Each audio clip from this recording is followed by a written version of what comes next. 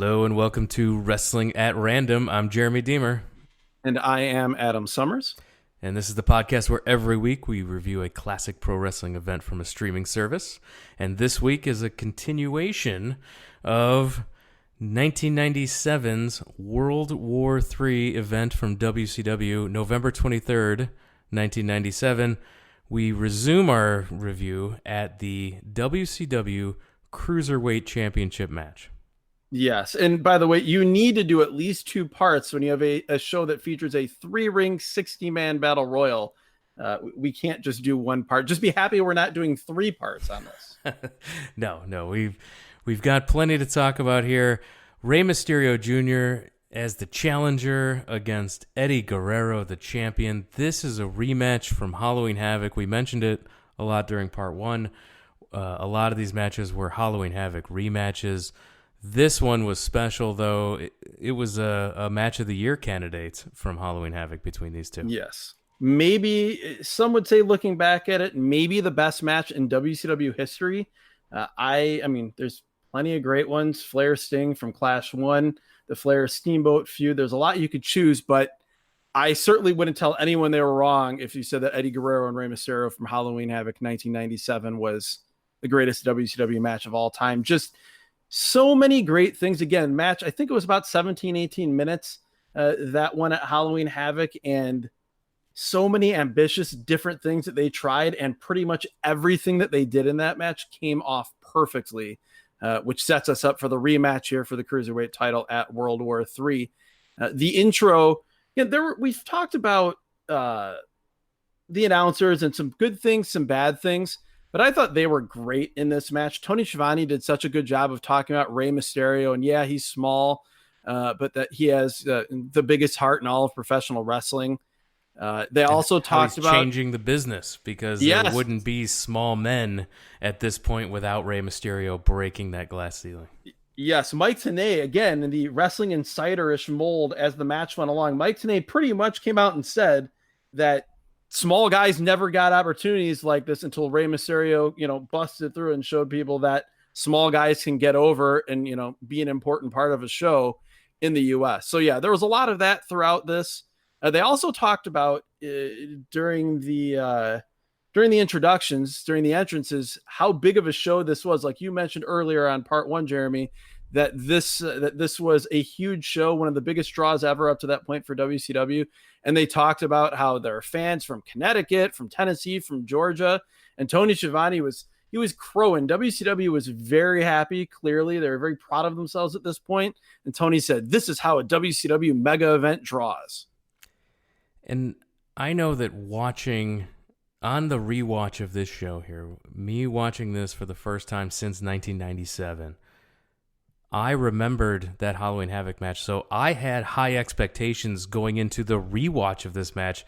Yes. I can't imagine how high the expectations were from watching it live just 1 month after you saw the Eddie and Rey match. So, oh yeah, it was really, with such high expectations, it had a lot stacked against it, but it still was a fantastic match and one of the best matches on the show. If you judge it just on its own, outside of the context of coming, less than a month or about a month after that Halloween Havoc match, it's very, very good. Clearly, when you watch this match and you see some of the things that they tried, and some of them worked, some of them didn't, but you could tell they came into this match trying to push the envelope and trying to reach, if not eclipse that. They're very ambitious with some of the things that they tried. Again, the stars didn't align quite like they did at Halloween Havoc, but still just some great stuff throughout this match. And part of it too is just, you really see how incredible Eddie Guerrero was as a wrestler and as a heel. And that, but if I had not gone back and watched a lot of WCW Eddie Guerrero in a long time.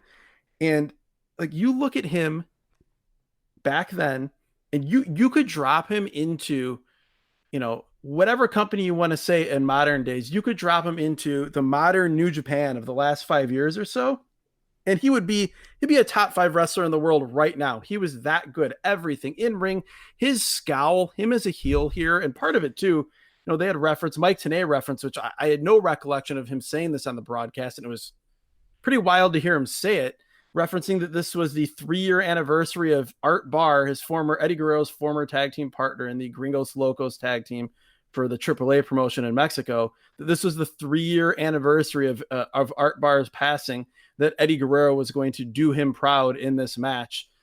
He absolutely did here. He was every bit the heel of that early to mid 90s run that Eddie Guerrero and Art Barr had in AAA. Even before he even got in the ring, he had that scowl coming down to the ring. His music was awesome.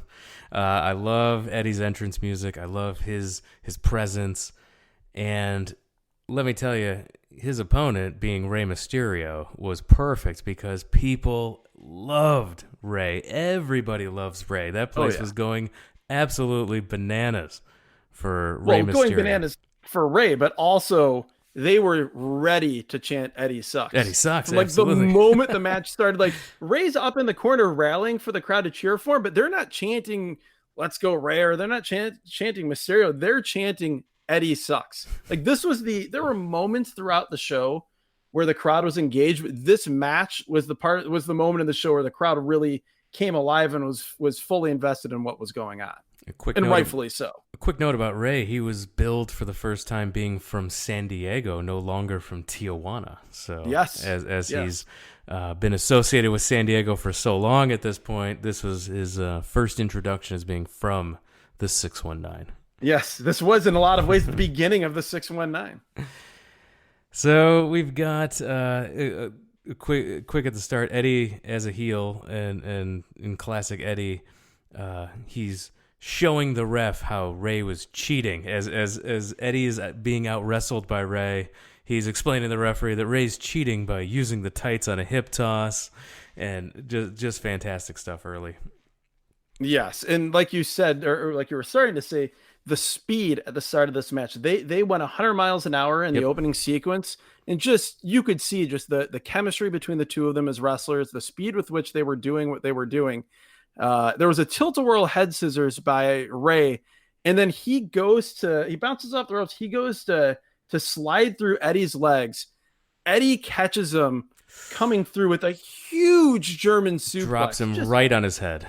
Absolutely. This was massive, and it would be something that particularly the announcing, Bobby Heenan picked up on this and went back really throughout the rest of the match, talking about how that got Rey knocked off his game. And honestly, there were a few points in this match where, granted, again, a lot of great stuff. I almost wondered if one, if not both of them, did get knocked a little bit loopy, because there were a few things like we talked about that didn't necessarily come off perfectly. But yeah, that German was ridiculous. And the good thing about this match too is it wasn't just move. Like, they would bring it up and bring it down. You had this huge German, you had the opening sequence, but then, Eddie slows it down with an abdominal stretch, which I wasn't necessarily expecting to see in a match like this. But he does it Eddie Guerrero style, where he's just laying in elbows while the ribs are exposed in the abdominal stretch. Loved it. Rey just, this is like, this is peak Rey Mysterio here. His athletic ability, absolutely incredible. He leaps to the top rope and then jumps off, takes Eddie over, teasing a sunset flip powerbomb to the floor.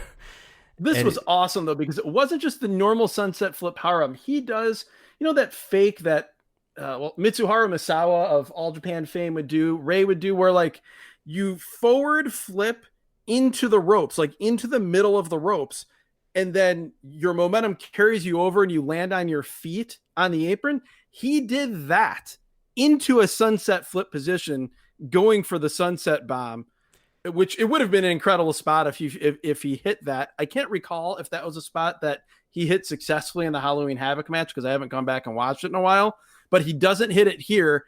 No, Eddie counters. Eddie ends up, go ahead. He gets him in a perfect backbreaker on Rey on the floor. Tilt-a-whirl on the floor.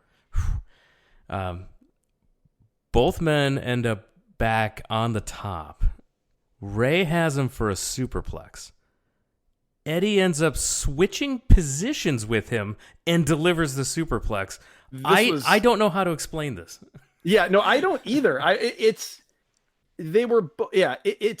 almost nobody other than these two guys could pull this off, is what we're trying to say. This was it's much more impressive than we're describing it. It was so impressive.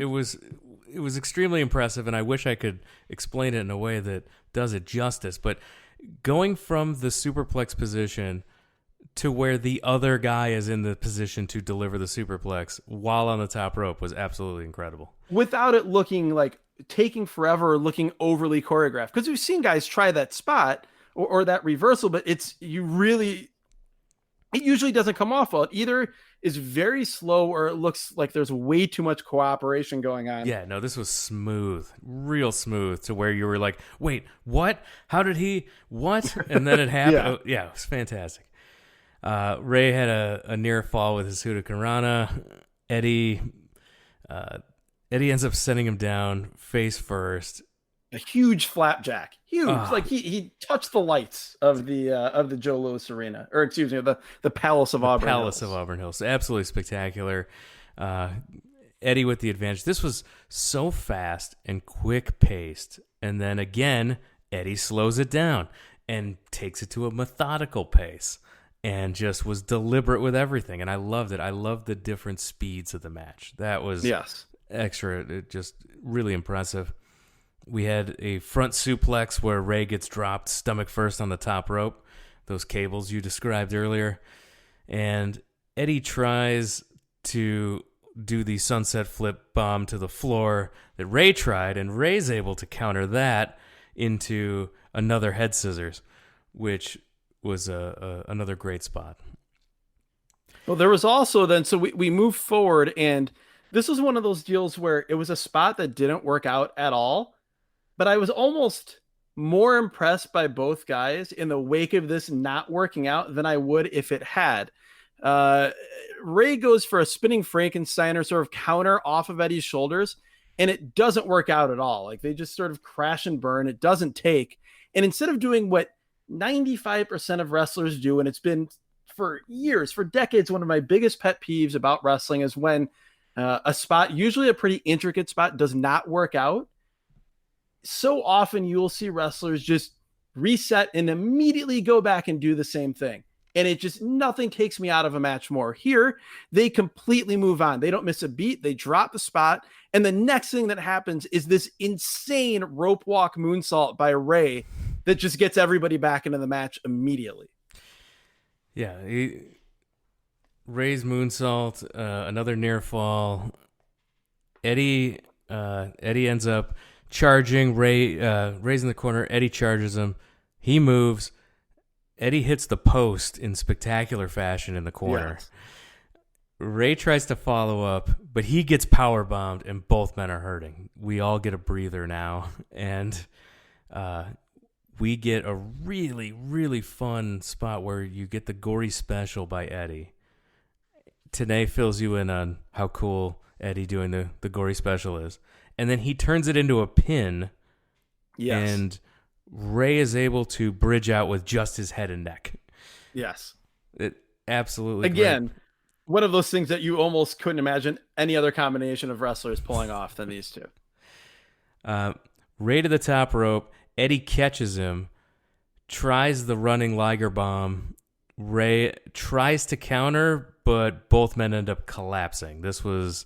Yeah, that's the spot that I was talking about. This was the spot you were describing. And they were able to recover. We got Ray with a springboard leg drop, and he ends up selling his hip. He ends up going outside for his finishing move, which was the springboard Hurricanrana. And he actually does a flip into the Rana. Yes, this was spectacular. The Dragon Rana, popularized by Dragon Kid of Dragon Gate fame a couple years later. But this was the proto version of that, and it was ridiculous. I couldn't imagine in 1997 seeing that and not losing your mind. I lost my mind seeing it now. I was like, wow, that was super impressive. Well, and yeah, the announcers lose their mind. The crowd goes crazy. Everyone thinks it's a 3 count, but Eddie gets the ropes. Ray initially is At celebrating as though he almost won. 3. At barely, so Yeah. close to 3. This Eddie was grabs the rope. Perfect 2.99 timing. repeating for infinity. Perfect timing. It was a great near fall. Eddie's sitting on the top turnbuckle in the corner. This was awesome. Ray jumps to the middle rope. Looks like he's going to do like a DDT, maybe a tornado DDT. Possibly, or maybe a Frankensteiner. It seemed like he might have been doing like a double jump into a Frankensteiner, and Eddie counters, sort of drops under, counters with like a hot shot, a snake. Yeah, the snake eyes on the top, dropping Ray face first into the top turnbuckle. Eddie with the frog splash gets the 3. With the art bar frog splash after Tenay was mentioning it. Gets the 3 count. Super fun. Not to the level of their previous match, but still by far the best thing on this show. Yes. And just imagine, if you haven't seen either of these matches before, this one or the Halloween Havoc match, we, as we have for the last few minutes, are absolutely raving about this match that we just watched from World War III with Rey Mysterio and Eddie Guerrero. And we're also telling you that it was nowhere near as good as the match they had a month earlier. Right. That should tell you how incredibly great that match was at Halloween Havoc, because this was fantastic stuff. And it wasn't a patch on what they did a month earlier. No, and then you roll right into a Sting and Hogan Starrcade 97 promo video. Yes. And that video promo, by the way, was awesome. They had run longer versions of it before in the weeks leading up to this. Very cinematic, very Crow-like from Sting, which again, that was the character, but they were talking about it being the biggest match in wrestling history. That was pushed quite a bit on this show, which it ended up being that when you look at from a buy rate standpoint to that point. But one very WCW moment, the video package ends, and on the screen it says, "Call your cable company for date and time." Tony is clearly mortified by this when they come back from the video package, and he immediately corrects that and says, whatever it was, December 28th, whatever the date was for Starrcade. Like he's clearly shaken by the fact that they ran this version of the promo that was from before they actually had a date and time for the pay-per-view. The NWO music hits for the first time tonight. Biggest pop of the night. And the music got a huge pop. This is the United States Championship match. No disqualification. There must be a winner is announced. And there's no video package to catch you up on any of the matches on this show. So, in previous podcasts, when we other than the little bit of video that we had with the Giant and Scott Hall, in that backstage promo, that was the only time we got caught up on anything. We had a video recap of anything. So in 1995's In Your House, we had a video recap of everything. Yes, this is the exact. And 1992's Clash of the Champions. In 1992's we could not Clash go of the Champions. 5 minutes without I had a Clash of the Champions 21. It was all video packages all the time for the first hour of that show. So there was no video packages catching you up on this storyline here. It was up to the announcers to catch us up, and we'll get there. But they did a great job explaining how we got here, what this means, and they caught me up, jogging my memory on what was going on. Yeah, why these two men hated each other so much to this point. I do want to point out there was a sign as the entrances were about to start for this match. And again, remember, this was 2 weeks after WWF Survivor Series 1997, the Montreal Screwjob. There's a sign that says, "Brett 316, I just broke your jaw." And they made it very clear to show this as the camera was panning from the crowd back towards the ring and the entranceway. There's a lot of Bret Hart signs in the crowd tonight. Yes.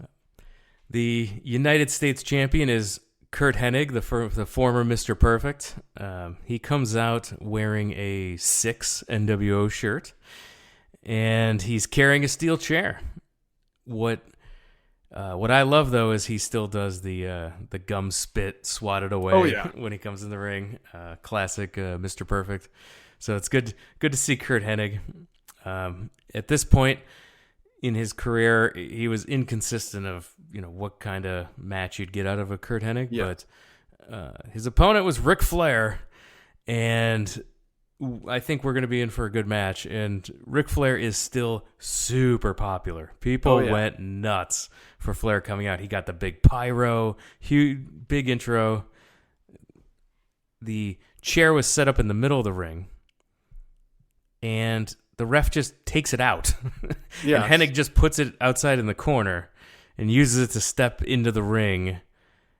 And that's where, while all this is going on, I'm like, what is the point of this chair? What is going on? Tenay quickly recaps us up on the turn at Fall Brawl during the War Games match where... Well, the idea was that, if you remember, this was around the point where Arn Anderson had to retire. Arn Anderson could no longer compete, and the Horsemen needed a new member. They needed someone to take Arn Anderson's spot. Arn Anderson did the famous My Spot promo to give that spot to Kurt Hennig. Yes, which was then mocked by the NWO later. Yes. But the spot was given to Kurt Hennig, and he, at Fall Brawl, turned on the Horsemen, slammed Flair's head with the cage door, which, again, if you're looking at, Horseman history, there was a lot of poetic justice there, even if it didn't involve Kurt Hennig. But that, that is where the hatred came in. Kurt Hennig joins the NWO, and this is for the United States title. But as the announcers point out, Flair is as concerned, if not more concerned, about taking Kurt Hennig out of action than he is about winning the United States heavyweight title. That's right. It was no disqualification because at Halloween Havoc, I believe, the match ended in a disqualification because Flair doesn't care about the title as much as he cares about hurting Kurt Hennig. Too much hatred for there to be a finish in that match. And this one, like you said, no disqualification. It starts off hot. They brawl into the crowd right away, brawling by the lighting, by the scaffolding of the hard camera area. And immediately, like, the first thing I wrote down as this started was, good Lord, Ric Flair was still amazing in 1997. And it's just, granted, he's in the semi-main event here, but it was criminal how he was phased out of the main picture in WCW so much earlier than he should have been throughout a lot of the NWO era. And he was awesome here. He was. The other thing I want to mention, Jeremy, just quickly, this was the only match throughout this entire show where I hated aspects of what the announcers were doing. They did some great things, like you said, in describing what had led to this match. They did some great things in talking about the hatred involved in this match and really getting that over.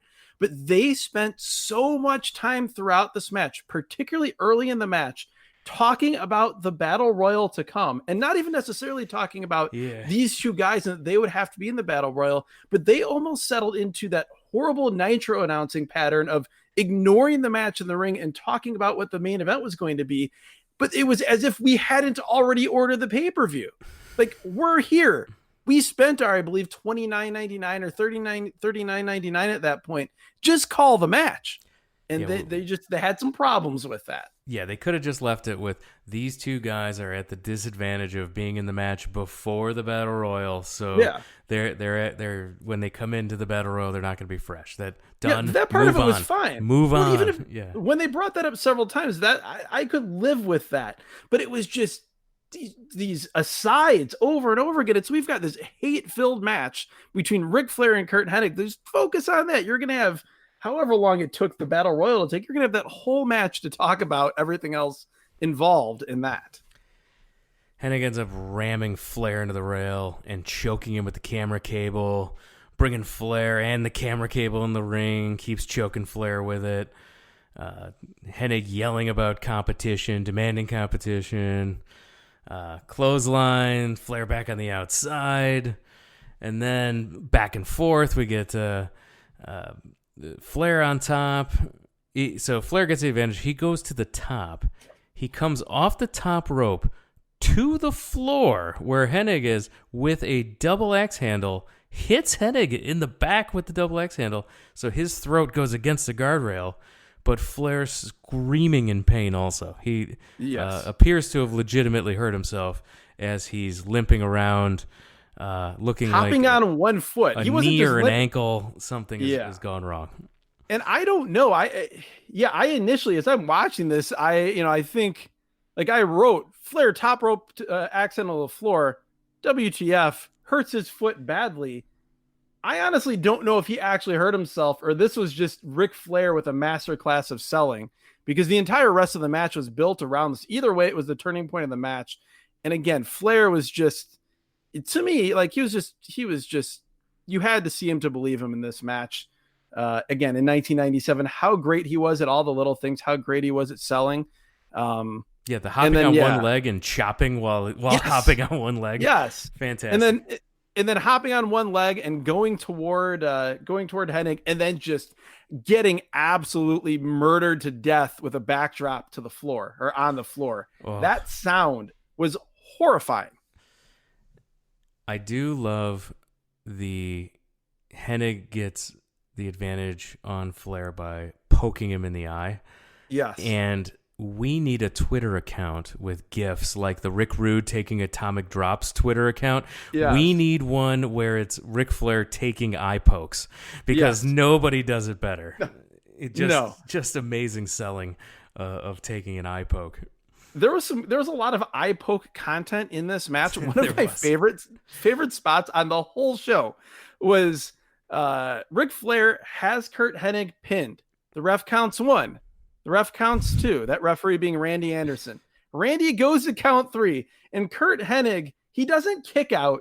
He does not put his foot on the ropes. He pokes Randy Anderson in the eye. He pokes him in the eye. To get out of the pin. It's no disqualification. So I literally wrote that's so weird. Why? It was amazing. It was one of my favorite things I've seen in wrestling in a long time. Like, why wouldn't you do that? You're Curt Hennig. You are an asshole.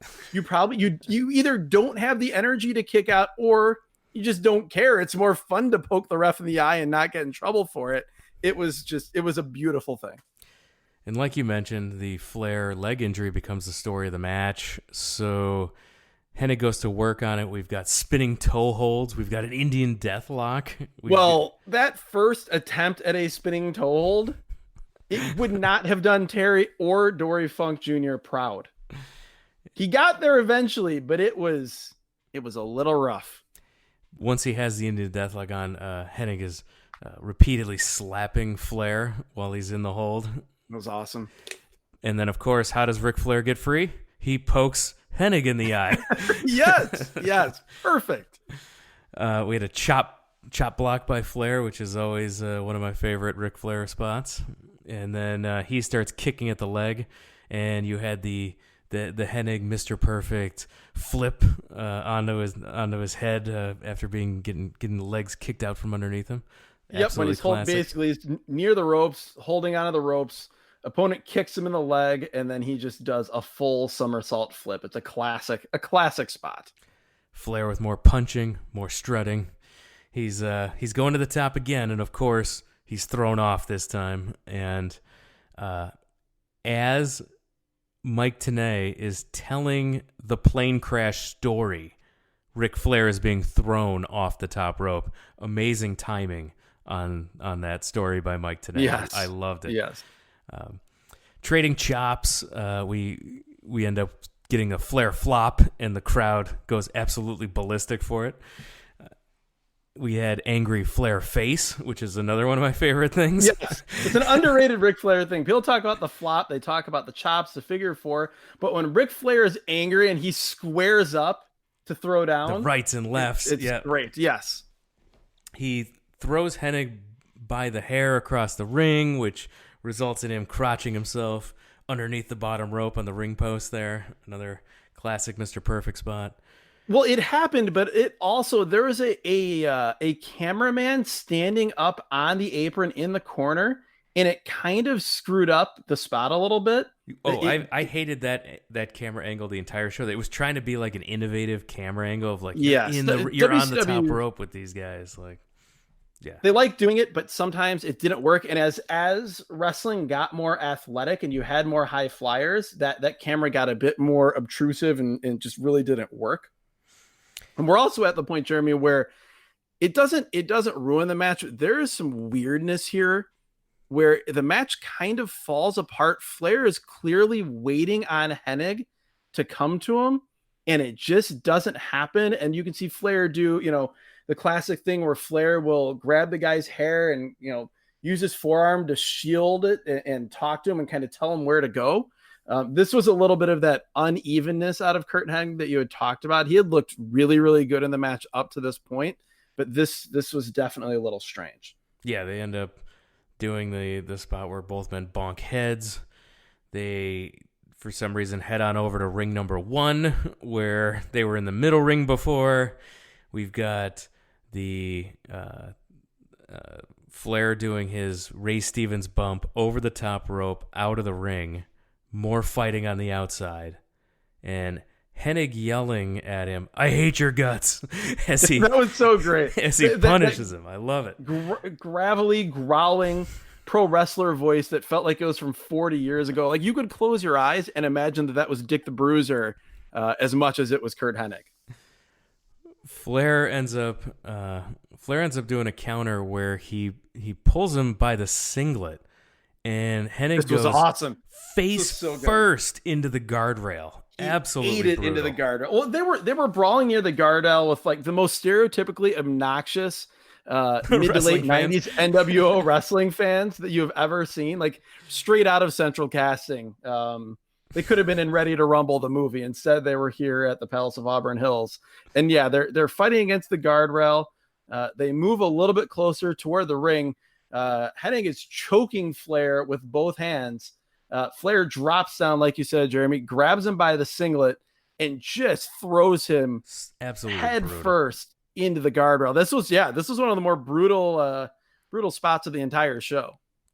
Flair ends up suplexing him into the ring, and Hennig grabs the top rope, kind of, and they end up landing weird.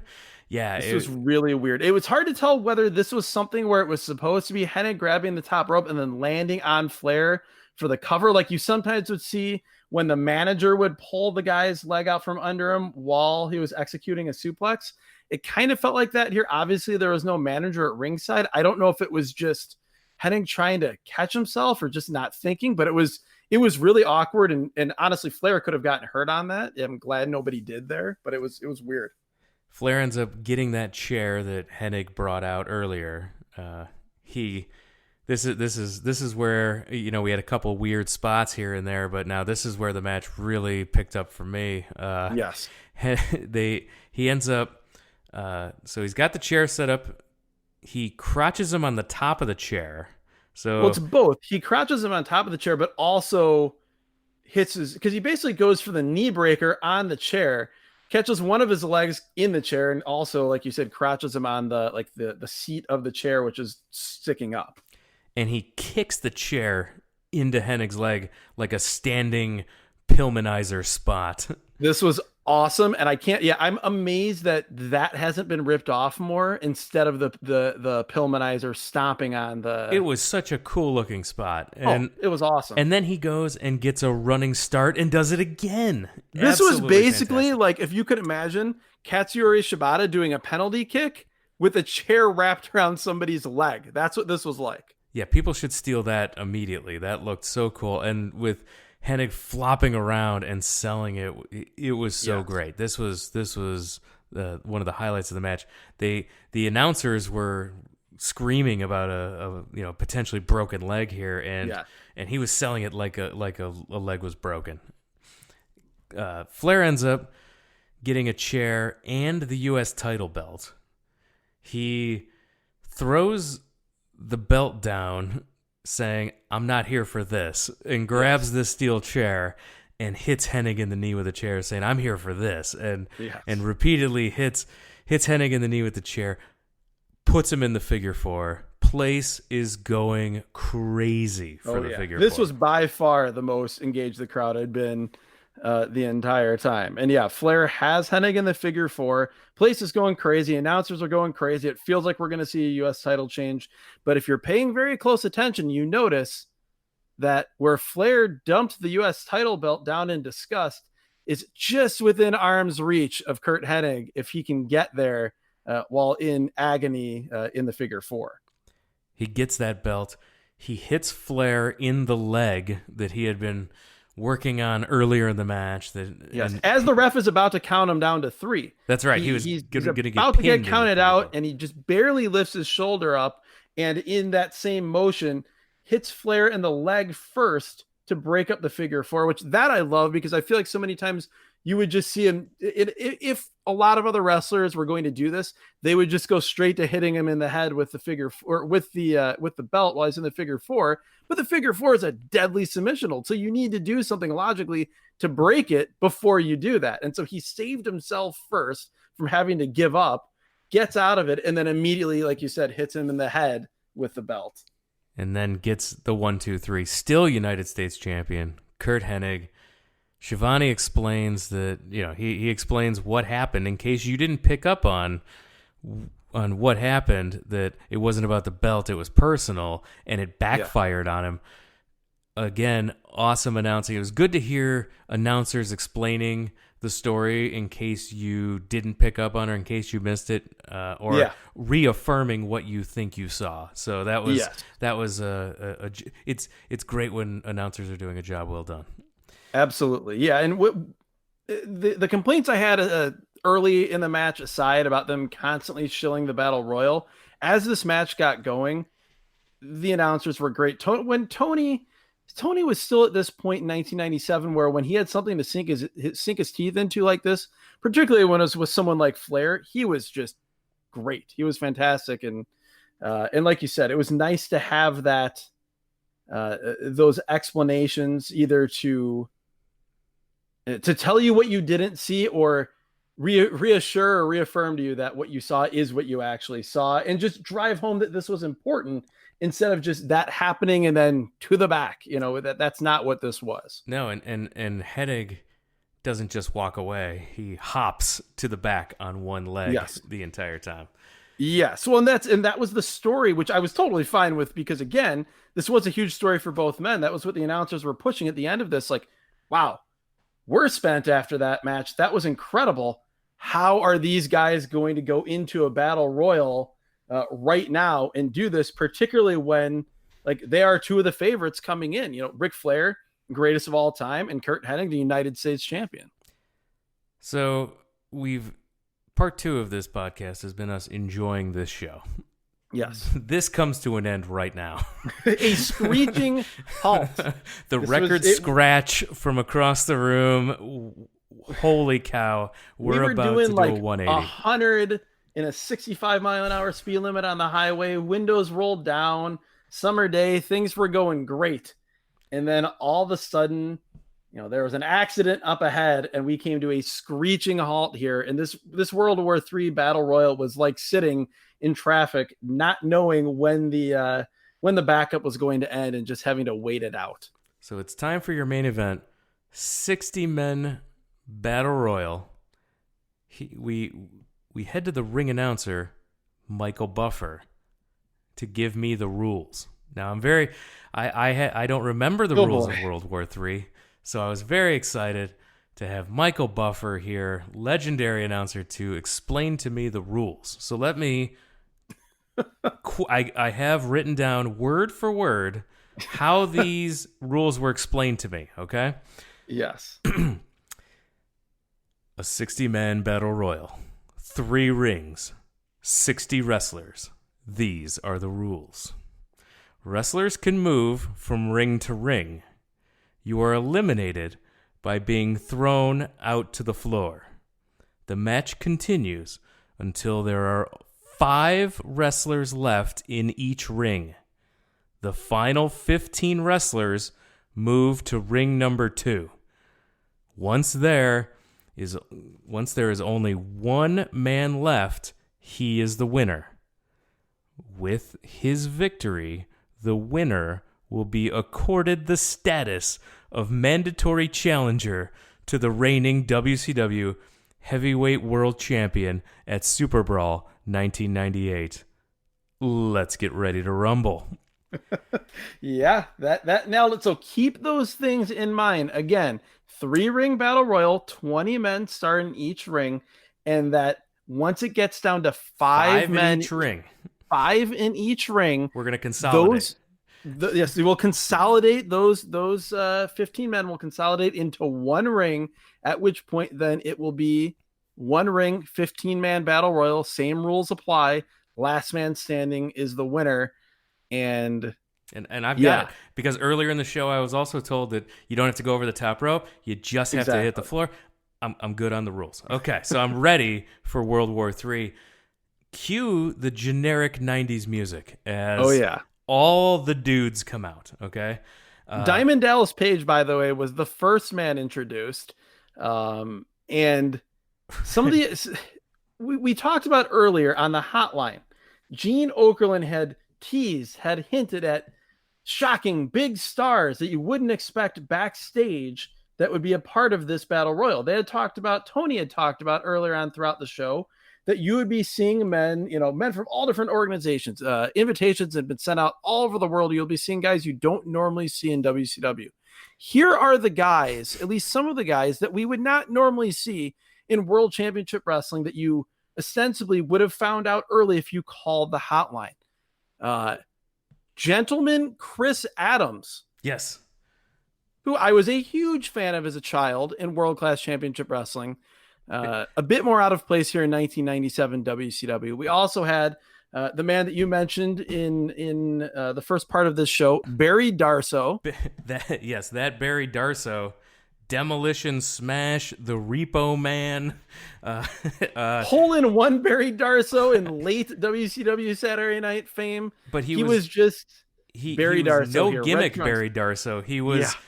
He looked like he was in his red trunks. He looked like his '87 communist gimmick.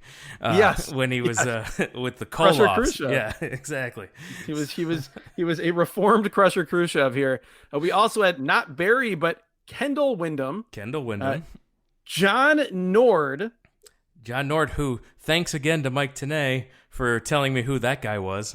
He used to be the Berserker in WWF, whose finish, by the way, was that he would pick men up in an atomic drop type position and then just throw them over the top rope to the floor, winning by count out and taking advantage of the fact that WWF did not have the over the top rope disqualification. So in theory, as I saw him come out, I'm like, well, John Nord's got to win this. His finisher is eliminating men from a battle royal. He's been training his whole career for this moment. His whole life led to this moment. But then it was also disappointing because then he was probably told beforehand, well, you could just throw somebody under the ropes, too. But so John Nord, we also had El Dandy, Bret Hart's favorite wrestler. We did. And of all guys, by far the biggest WTF moment, we had Bobby Blaze, who when he was eliminated later, I want to see. I just want to scroll to my Bobby notes Blaze, here. Who the hell is that? Tony Schiavone referred to him as Bobby Blaze, quote, one of those young men from the independent groups. And Bobby Blaze had kicked around a little bit. I believe Bobby Blaze spent some time in Smoky Mountain, if I'm not mistaken. But this was, you might as well have had $1.59 a minute to find out those names. Yeah, I was disappointed that Colorado kid Mike Rapata didn't find his way into this. A couple years earlier, you could have had Jumpin' Joey Maggs, Bob Cook, but this is what we were left with. All those guys came out, and then we had. Let me run down the full list of participants here. Oh, Jesus Christ! Okay, so we'll have part 3 after you run down this list. I'll do a quick. DDP, Ray Traylor, Alex Wright, Meng, Disco Inferno, Viano's 4 and 5, Chris Benoit, Fit Finley with a brown-haired mullet, La Parka, Steve Regal, Public Enemy, Dave Taylor, Ultimo Dragon, Norman Smiley, Louis Spicolli, Hector Garza, a silver mask luchador, who Lizmark Jr. We would also later find out as Lizmark Jr. Louis Spicolli, by the way, he was wearing a shirt that said "The Real Innovator," and he was dressed exactly like Tommy Dreamer. That's right. Giant, of course. You mentioned Chris Adams, Greg Valentine, who's not in shape, Yuji Nagata, Chris Jericho, Juventud Guerrera, Wrath, Harlem Heat, accompanied by Jackie, The Steiner brothers were there. Hacksaw Jim Duggan, who was very popular. Hugh Morris, Lex Luger, Ernest Miller, Brad Armstrong, Silver King, Mortis, the Barbarian, Eddie Guerrero, Damian Say, Prince Iakea. Thanks to Mike Tenay, I would have never known who that guy was. You mentioned Barry You don't Darzo. remember Prince Iakea or TAFKA, the artist formerly known as Prince Iakea during the Russo remembered years? him once the name was said Visual to me. confirmation was not coming immediately. No, nope. I had to lean in to hear Mike Tenay explain that one. Dean Malenko was there. You mentioned El Dandy, John Nord, Kendall Windham, Rey Mysterio, Steve Mongo McMichael, Cyclope, some headbanging guy on Rewind. Mike Tenay said that was the Renegade. Oh, yes, the Renegade, who was the Ultimate Warrior knockoff, who had failed miserably, had a brief run as TV champion. Then here was just, he had long hair and he had basic black trunks with just a little bit of fringe. Chavo Guerrero, Super Calo, Glacier, and after Bobby Blaze came out, then hit the NWO music. They get their own Bobby entrance. Blaze was batting cleanup for WCW. That's right. Here comes the NWO. You get Buff Bagwell, Scott Hall, Kurt Hennig with Rick Rude, Macho Man with Miss Elizabeth, and Vincent. And they're all holding and wearing 6 shirts with the 6 pool ball. Apparently, 6 hadn't been wrestling of late due to he had fractured his vertebrae weeks earlier in a match with Lex Luger, and his injuries were pretty severe to where he was going to be out for a while. So everyone was representing and showing their support for 6. And you mentioned Vincent, by the way. That was the very creative name that WCW gave Virgil. Because if you remember, Virgil was a shot when Virgil was named that in WWF. That was a shot at Virgil Runnels, Dusty Rhodes. And then so when WCW brought him in, they named him Vincent as a shot at Vincent Kennedy McMahon. So clever. And we're waiting on Kevin Nash, who is number 60, but Nash doesn't show up. So no Flair, no Goldberg, no Nash. No word on which of these guys were replacements for those guys. We didn't get any clarification on that. But what we did get was the match starting where on a My TV screen, I have a 3-way split. So there's 3 boxes where the 3 rings are, and I can literally see nothing that's happening. Well, yeah. Well, there are some issues here. If you recall, I believe it was the first World War III the year before. They actually had. I asked that rhetorically, knowing that there's no way you would. It was a 3-ring 60-man battle royal, but they had 3 separate broadcast teams. I believe Stagger Lee Marshall was anchoring one of the teams, and so they had different broadcast teams for each ring, and so they were doing a whip around from ring to ring. That I thought worked much better to my recollection than what we had here. Was one broadcast team. Most of the time they only showed ring 2. Sometimes they would go split screen and show all 3. They had the one shot that I actually thought was really cool, in which I had a remote that could just pick the camera angle, which was one from up in like the upper level or the middle level of the Palace of Auburn Hills, like a diagonal shot showing all 3 rings. That was pretty cool. We got that very little, but really the only ring we had any idea what was actually going on in was ring 2, the middle ring. There were also points when they went to the triple split where it would say like ring 1, ring 2, but 2 of the cameras were showing the same ring. So that got very confusing as well. Oh, it was absolutely terrible. The presentation of this match was, you can see nothing, you can tell nothing that's going on. And then they would focus on one ring, like you said. They picked ring. They picked the ring number 3 where the Giant was, and just focused on the Giant tossing luchadors. So Lismark Jr. gone, tossing luchadors and nursing his hand. That was pretty much what was going on with the Giant. He threw the Villanos out, threw out Disco, and so I'm watching the Giant throw out luchadors, and I'm hearing from the announcers that other guys are being eliminated. elsewhere in the thing. So Louis Spicoli's out, LaParca's out somehow. The camera continues to it's just focused on the Giant since the start. You were seeing maybe one of every 4 eliminations, and you were basically getting a radio broadcast of the other ones. Yeah, I mean, we saw Meng eliminate Johnny Grunge only because it happened in the same ring that the Giant was in. Yes. So you've got, I'm like, oh, here we go, 3-way split again, and we see the entire NWO is in ring 1, and so the camera moves to ring 1, and we see Hall throw out Dandy. There's nothing but geeks in the NWO ring. You've got in the ring with the NWO, you got Glacier, Mongo, Blaze, Darso, and Kendall Windham. Okay, that's cannon fodder. And so ring 1 and 3 are quickly thinned out because the NWO tosses those geeks, the Giant tosses everybody else out. Ring 2 packed, full of people, and so they do this cutaway to ring 1. And where the NWO is, and they show a graphic that says ring number 2. Yeah, exactly. I'm like, no, that's not it. That's not right. I get to see Booker toss Brad Armstrong and Silver King.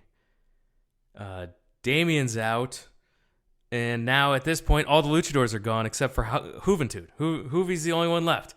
All the other luchadors are gone. So if you were wondering if the luchadors were treated as geeks in WCW 1997, even though most of them were absolutely fantastic, the answer is absolutely do not take these guys seriously in WCW. Yes, this was a snapshot of what they dealt with. This was not an aberration by any stretch. Renegade was mentioned, and he was referred to as a former TV champ. This I had no idea happened. Yes, that was it was, like I no said, memory of that. His brief push is basically they tried to con fans into thinking that the Ultimate Warrior was showing up to be Hulk Hogan's partner. This is at like one of the first Bash at the Beaches. This was pre NWO, like the darkest days of WCW, like post Hogan's entry, but pre NWO, where it was just Hogan and a merry band of misfits against the Dungeon of Doom. DDP tosses Prince Iaukea and Yuji Nagata, and we're told that Savage won in 95 and the Giant won in 96. So 2 former winners are in this match. Wrath and the Renegade are eliminated, but we don't see it again. Wrath and Renegade continue their battle to the back. I'm sure that was an awesome feud. We're showing ring 1, this time with a correct ring 1 graphic, to see Jericho get eliminated. No, wait, we didn't see that because that was in a different ring. So we just heard about it. There were so many guys in this match that if the production team could have or would have been able to handle this properly, guys that were not just like, these weren't the Bobby Blazes and Kendall Windhams of the world. These were significant wrestlers in the company.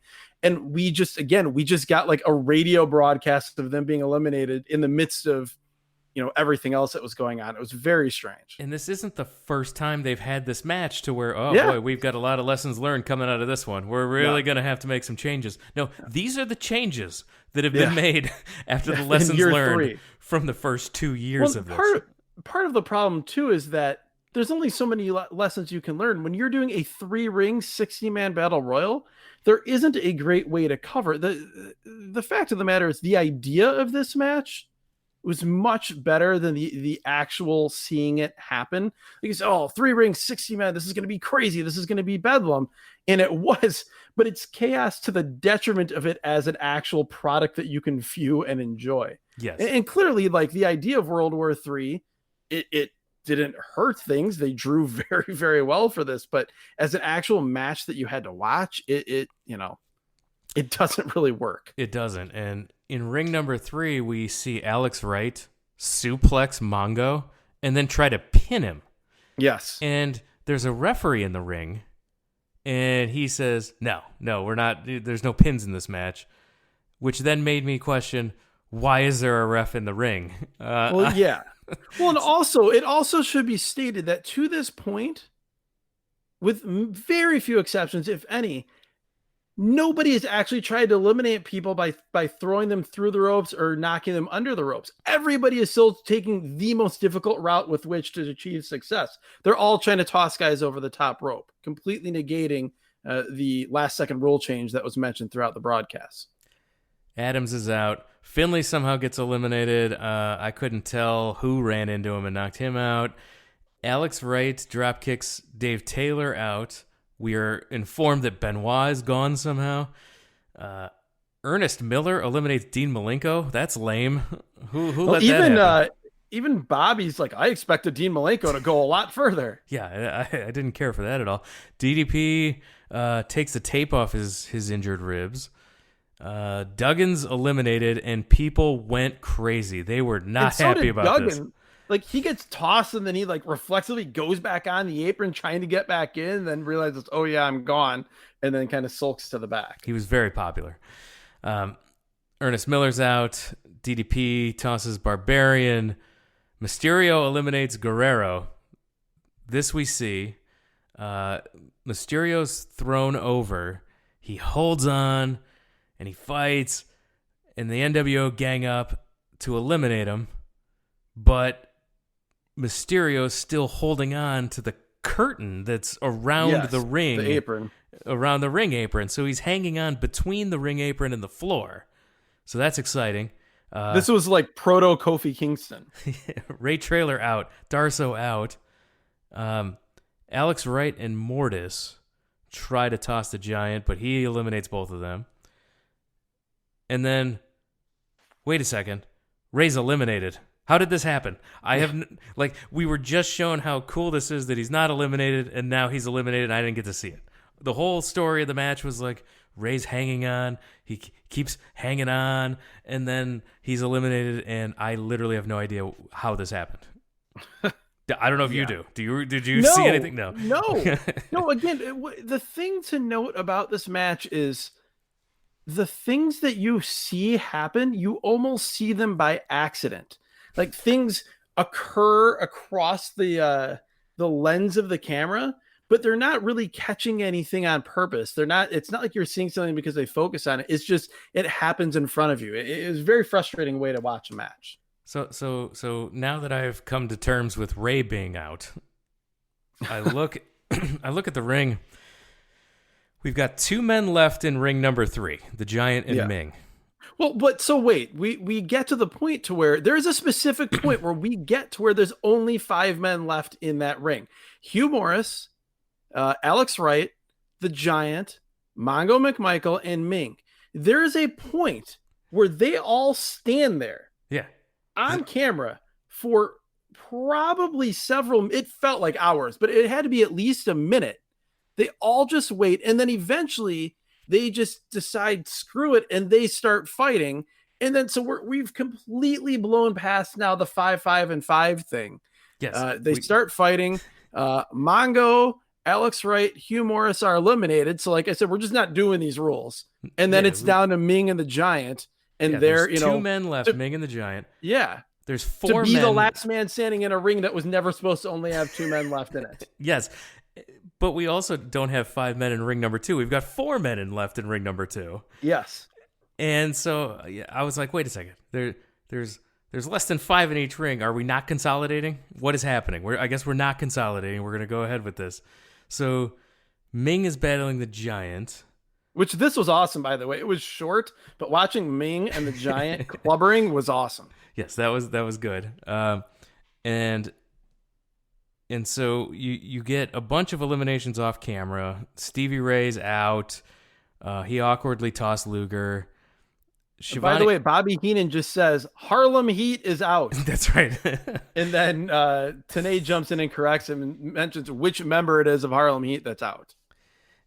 So Shivani recaps the current state. He tells us that there's 5 guys in ring number 1, and that's the NWO, and they're just hanging out. There's 4 guys in ring number 2, Booker T, Luger, DDP, and Rick Steiner. And there's 2 guys in ring number 3, Meng and the Giant. So 11 men, 3 rings. We're still not consolidating. Got it. No. Okay, got it. Just like Michael Buffer explained it to us So, 8 hours ago, seemingly. the Giant delivers a drop kick and eliminates Ming. This was fantastic. I had forgotten that the Giant does drop kicks, and it is super impressive. Oh yeah, I mean he even did. He would do top rope splashes. I believe there was on one episode of Nitro, he may have actually busted out a top rope drop kick, if I remember correctly. So we've got 10 guys left, and immediately we're told by David Penzer, not Michael Buffer, that everyone must now move to ring number 2. So we are consolidating. Yes. So what clearly happened was that they wanted to have a way to dramatically have 5 NWO guys versus 5 WCW guys and do the whole 5 in one ring, 5 in the other. You know, they're supposed to go to ring 2, but the NWO guys are like, no, we're not coming over. You have to go to ring 1. But they had this convoluted set of rules that could not deliver what they actually wanted to do. So they just ignored those rules. Yes, good. This is great. And so, yeah, the end, like you said, 5-on-5 NWO WCW. So they do all head over to the NWO's ring 1. The crowd goes crazy when we get the 5-on-5 finally. The Giant is the last one to enter ring 1, moving very slowly. He hasn't touched anyone yet. He's just hanging out. We had a DDP with a diamond cutter on Vincent. The Giant just kind of rolls him under the bottom rope to eliminate him. Booker T is out somehow. We don't know. Bagwell and Hall send Steiner out. The Giant finally gets involved as he runs Savage and Bagwell's heads together and helps up DDP. 4 of the NWO guys try to toss Luger. Luger's on the apron hanging on. The Giant just comes up behind him, tosses Bagwell, Hennig. Luger can't hang on. They both fall to the floor. We're down to the final 4. We've got Hall, Savage, DDP, and the Giant. Yes, and keep in mind again, the idea is that one of these 4 men will go to on Super Brawl. Yeah, they'll go on to Super Brawl in February of 1998 and take on the winner of the biggest match in professional wrestling history, that being Hulk Hogan versus Sting coming up at Starrcade. Yes, the winner will be accorded the status of mandatory challenger. It's so dignified. That actually felt like when Michael Buffer was saying that, I'm like, damn, Lord Steven Regal should be the one saying this. So we've got the final 4, and we've so all right, where to begin? Jesus. All right, so the DDP is so you got DDP and Savage squaring off. You got Hall and Giant. Which that's a continuation of their great feud that they had in 1997. One of the best feuds in I guess NWO and on WCW history. Those are great matches if you haven't ever seen them. DDP's down, Savage is on top. Giant stands in front of DDP, daring Savage to jump. Yes, this was great. Savage he was jumps. going for he was lined up to go for the elbow drop. He had DDP down and out, and Giant stood in his way. Savage ends up jumping. He gets caught by the Giant, and Savage goes to the eyes to get free. DDP hits a diamond cutter, and he goes to roll Savage out. Giant says, "No way." And at first, everybody, the announcers were like, "What's going on? Yeah. Are we thinking is this? Yeah, it's another Giant NWO turn. It's it's the month has gone to a new month, and so we're going to get another Giant turn." But that was not what was happening here. He gives the sign for the choke slam with his broken hand. He's not supposed to be able to hit the choke slam, but he picks him up and he doesn't really hit a choke slam. He hits a weak. He kind of hits a weak choke slam, and DDP and the Giant just roll Savage out. So yeah, we've got an under the rope elimination. After all of this, like, guys realize, oh yeah, all that effort we were putting in for the last hour, we didn't really need to do that. We could just kick a guy out under the ropes and be that much closer to main eventing Super Brawl. So we've got 2-on-1, 2 WCW guys against 1 NWO guy. So Hall moves over to ring number 2, does his over the head point to the entrance. But even the moving to ring number 2, like I didn't remember what was coming, and I'm like, that is such an awesome strategic move. It was, Like but it's 2-on-1. I'm gonna get killed. Let me move to this other ring that's over here and try to buy myself some time. But there was more to Scott Hall's plan. the NWO music hits. Nobody's coming out. They keep showing the entrance. No one's coming out. Everyone's The expecting announcers are saying it's Kevin gonna be Kevin Nash, Nash. and then Hogan arrives. So Hogan comes out, rips off his 6 NWO shirt, and Hogan has entered this, which does not seem okay or fair in any way whatsoever. No. So, And this, I will tell you, as someone who, and this wasn't one of those deals where I was like a Hulkamaniac and then hated when Hogan turned. I, for pretty much all of my life to that point, despised Hulk Hogan. I hated when he came into WWF or into WCW. I remember, this is one of those things that jogged my memory about the show. I was so livid that Hulk Hogan was in this match. And yeah, this was part of the, this wasn't the first time we had completely nonsensical things involving Hulk Hogan being in matches he shouldn't have been, or things like that. There was the Hulk Hogan Vader leather strap match a couple years earlier, I think, where Hogan beat Vader by beating Ric Flair, who wasn't in the match. Awesome.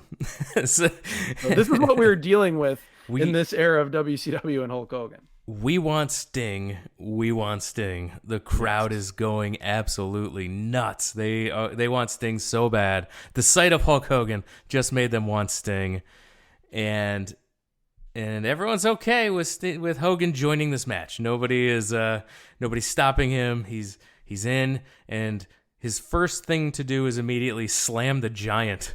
Yes. What? Okay. He's low blows on DDP, and Hall's in a bear hug by the Giant, low blow by Hogan on DDP, and the Giant gets Hogan in a bear hug at the same time as Hall, which is weird, and the place goes absolutely insane because Sting descends from the rafters. Well, first, before we get to that, I just want to point out with Hogan, as annoying as it was, like the announcers, again, they did a great job of explaining Hulk Hogan's motivation here in the NWO's plan. If Hulk Hogan wins this, if he wins World War III and loses to Sting at Starrcade, he immediately gets his rematch at Super Brawl. If he wins here and then beats Sting at Starrcade, he doesn't have to wrestle anybody at Super Brawl. So Hulk Hogan, the master politician, which would have totally made sense if he was actually in the match. Like if he was in the match and just like hid in the corner the whole time, okay, that story makes sense. But like coming in when the match is down to 3 guys, like that's completely insane. No, for sure. And then we'll also see later on with what the finish is. He clearly, the plan that they so clearly laid out as being his motivation was not his plan. So Sting descends from the rafters. The place goes absolutely crazy. And you get, so Hogan tosses DDP and eliminates him while this is happening. And quote, Sting steps over the top rope. A very tall Sting. Immediately telling you that it's Kevin Nash, right? Long, beautiful, flowing hair. The entire building knows that this is Kevin Nash at this point. Except for one man. Tony Schiavone is the only one. Barry Windham as Sting at Halloween Havoc many years earlier. This is not that. No, he steps over the top rope. The whole crowd is like, "Oh, okay, yeah, that's Nash. We got it." And Schiavone's screaming that as Nash has the bat. Well, I'm sorry. Before we get to that, he steps over the top rope. Hogan immediately runs to the floor, eliminating himself. So running away from Sting. Running away from Sting. Himself. So it's just okay. So that's like it's selling that to the other wrestlers that this is Sting, but also why is Hogan even in the match at this point then? Like, what's his motivation for being in the match? If the motivation that the announcers had just laid out, clearly this isn't it because he just eliminated himself running from Kevin Nash Sting. Just Yeah, so then we're completely back to like, absurd. okay, so he was never really in the match to begin with. What the heck is going on? Yeah. Whatever. Lame. So Nash hits the Giant with a bat, and Shivani, who was great all night, continues to scream, "Sting hit the Giant!" I'm So dying bad. here. I loved Shivani all night, and this was just brutal. Well, he was put in these positions more and more as the years went by in WCW. And these were the type of things that caused Tony Schiavone to completely fall out of love with pro wrestling for several decades before his return with MLW on a low profile, and then later with All Elite Wrestling. So Giant's over the top. He's eliminated. Giant's on the floor. He gets hit with the bat on his already broken hand. And while this is happening, Michael Buffer quietly announces that Scott Hall is the winner. Like, it was very NPR for Michael Buffer. It was this whole thing. Like our description of this is, I think we're conveying the confusion well, but I don't think anything can convey just how poorly executed this was from a visual and production standpoint, on top of just from a creative standpoint. yeah, and so Shivani, so Shivani's still telling us that this is Sting. The mask is off, and Nash is laughing with Hogan and Hall, and Well, first Sting, quote unquote, points the bat at Hall, like, I'm coming for you, like Sting always would in that era. And then Hall's like, bring it on, doing the Hall of Razor Ramon, like telling him really to fight. And it's so obvious what is happening, but like you said, Shivani is still just believing for all it's worth that this is Sting. Nash takes the mask off. They all celebrate. Then Tony's like, talk about the ultimate swerve. yeah, Really? You were swerved by this, Tony? Really? and Hogan on the floor gives DDP a diamond cutter. Did I see Yes. that? It was so strange because this wasn't building to anything with Hogan and DDP. We wouldn't see them work together in any meaningful way for several years, if I'm not mistaken. And then he hits DDP with a diamond cutter on the floor. None of the three announcers in the booth talk about this at all. They do not reference the fact that he hits a diamond cutter, even though it's clearly on screen. The rest of the NWO comes out to celebrate, including Scott Norton, Conan. Bischoff, These men were not, Bischoff. These men were not in World War III for whatever reason. You had 60 spots, but they were not in it. They're celebrating. Then Hogan brings DDP back into the ring and hits him with another diamond cutter. Another diamond cutter, in case you didn't see the one on the floor. Yeah. And then the announcers are like, Hogan hits DDP with a diamond cutter. Oh, that's so insulting. He hits him with his own move, totally not noticing that he had just done this on the floor to him. And then at this point, the NWO continues to celebrate. And I'm thinking, okay, this is, I guess I just blocked this whole finish out of my mind. I'm like, something's got to happen. It's, it's the pay-per-view right before Starrcade. We have to have something like Uncensored 97, that great moment where Sting descends from the ceiling. Where is Sting? When the pay-per-view is about to end, the NWO is running wild, and you're thinking, oh, WCW's done for. They're about to roll the credits. Sting descends from the ceiling, takes out the NWO, takes out Hogan. It's this incredible scene.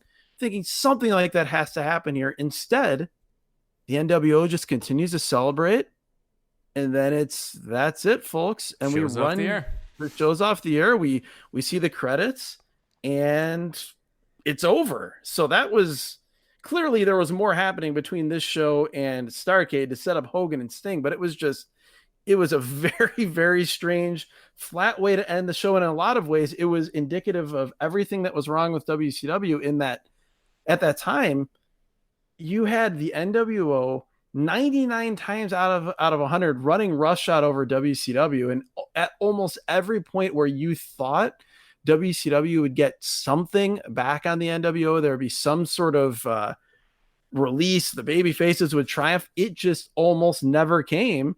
Even all the way down to fast forward into Starrcade the next month, where you had Sting versus Hogan, this incredibly well-built match over a year of build, huge buy rate. And, you could not have had a match and a finish that would have fallen more flat than that did.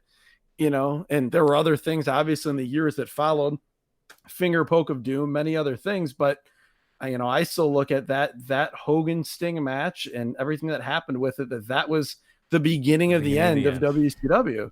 And so, this was, I guess, the beginning of the end of WCW. And you could certainly see why, for all the things that they had going for it.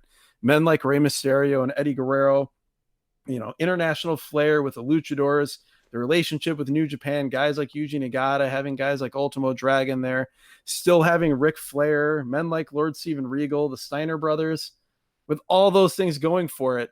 This show displayed so many things that would eventually lead to the demise of World Championship Wrestling. This was a classic show of the WCW pattern we talked about. Good undercard, bad main event. And so with that, I will ask you, was your best match on this show Ray and Eddie or Flair and Hennig? I will not allow you to choose Riggs and Raven. Yes. Before to be fully honest, full disclosure, we talked right before we started recording this show, and I extolled the virtues of Riggs and Raven and how much I loved that. And I did. I loved everything about that. Raven was great at this time period. I thought that was a perfect segment. But no, as we talk about this show over the course of 2 episodes, I cannot in good conscience say that was the best thing on the show. Even though it wasn't as great as their Halloween Havoc match, and even though I did greatly enjoy Flair versus Hennig, and there were so many things that were great about that, especially the finish and how they handled the whole no disqualification stipulation. I can't in good conscience not say Ray versus Eddie, because in a vacuum, not looking at that Halloween Havoc match, this was still just absolutely great, and light years ahead of its time in terms of what most other guys were doing. So yeah, I'll go with Ray and Eddie. 100% agree on that one. Worst match, I will allow you to choose between Alex Wright and Mongo or the main event. Which one? Alex Wright and Mongo, I would say. Oh, yes, because to me, as bad as the main event was, it was a cluster. It was a 60-man battle royal. There were so many things wrong with it. I hated the finish. I still, as we record this, cannot fathom that Alex Wright and Mongo McMichael was only 3.5 minutes. That's true. Really, with extremely rare exceptions, there are not many cards you can find with Steve McMichael on it where he was not involved and largely responsible for the worst match on the card. So I will go with Mongo and Alex Wright. I hated everything about the main event. I hated that the rules didn't make sense. I hated the finish. I hated that a guy was in the match at the end that wasn't involved, and we didn't get Sting at all, and Shivani ruined his credibility. I hate everything about the main event. So I think I'm gonna say the battle royal was, for me, worse than Alex Wright and Mongo, because it was like a personal attack on me as a wrestling fan. And it meant so much more. Alex Wright and Mongo was bad. It was 3 minutes bad. This was 30 minutes of a personal attack on me. So no to the battle royal. How is that only 30 minutes, man? That is like the 30-minute version of the 3-minute Alex Wright Mongo match. I will definitely grant you that, and I certainly couldn't tell you that you are wrong. I had and honestly too, the presence of Deborah McMichael in that match put it over the top for me. Is just, there were so many elements of a 3.5 match. That's a good news. Match. That's a good news about worst match. There's no wrong answers. And with that, we should probably close it out. We are wrapping up this show. I want to remind everyone, every single Thursday we will post on social media what event that week's episode will cover. So make sure you're following us on Twitter and Instagram at WrestleAtRandom. Facebook.com/WrestlingAtRandom, and WrestlingAtRandom.com is the website that has all the links to subscribe to the show. All the social media links are there. Go to the website. That's how you can subscribe. And when you do subscribe, rate and review. It helps others find the show. It works the algorithm so that other wrestling fans can find us. And please tell your wrestling fan friends about us. Tell your friends who used to be wrestling fans about us, because we're reviewing a lot of classic stuff here.